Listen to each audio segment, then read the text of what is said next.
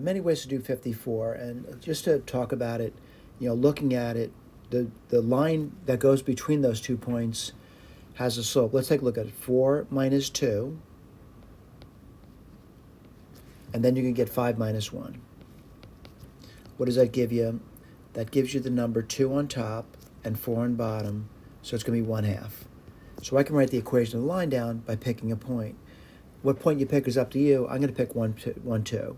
So it's going to be y minus 2 equals m, which is 1/2, x minus 1. All right? So what I want to do is just talk about that. That's the equation of the line. But what I'm going to do is I'm going to pick a function for x and a function for y that is going to make this easy for me. And I'm going to take a look at it. And I just want to, I'm going to say x. And by the way, this isn't the tough part. The tough part is picking the interval. But I'm going to say x is a function of t. And then someone says, what are you going to pick over there? I'm just going to pick t. So then I plug it in. What do you get? Y minus 2 equals 1/2 t, because x is t now, minus 1. Let's keep going. I want to find out what y is in terms of t now.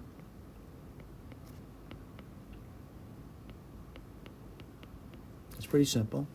I'm going to add 2 to both sides, and now y is going to be 1/2 of a t. And let's see, I'm going to add 2 to both sides. That's 4/2, so plus 3/2. So y is now a function of t.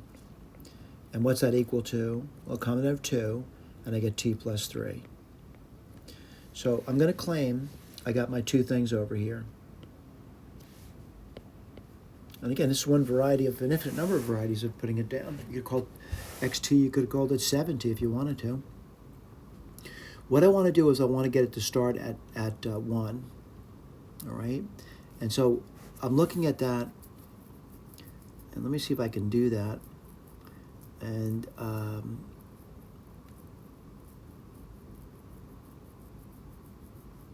got to see if I can do that now. T plus 3.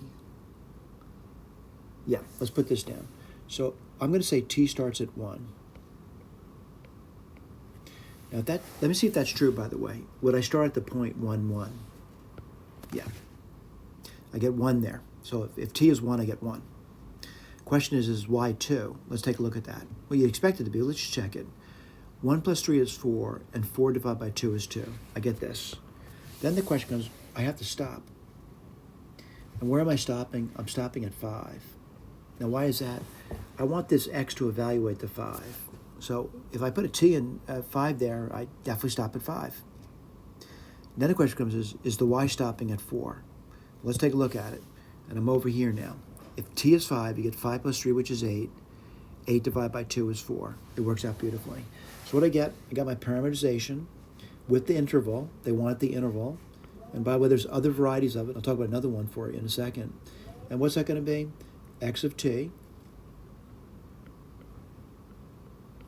And then y of t. And y of t was, I'm sorry, this is t. Y of t was t plus 3 over 2. I want to point out these are in your answer key, right over here.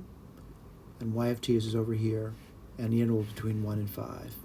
I want to do another technique doing it that I would say is also a good idea to do.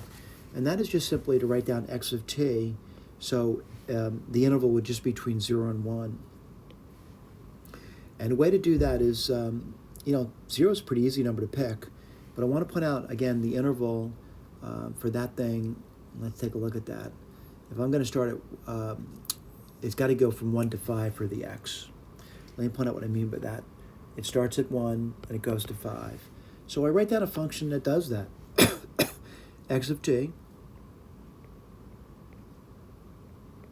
And I'm going to say, let's take a look.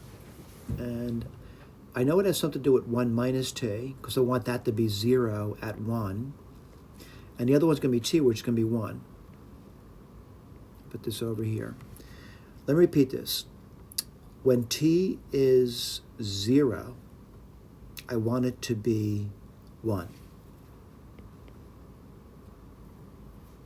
So I'm going to put over here 1. Because t is 0, that would give me 1. Now when t is 1, I want it to be 5. So put this over here. So what's x of t? X of t is going to equal 1 minus t plus 5t. We'll check it still, by the way. X of t. What do I mean by check it? Check at an interval from 1 to 5.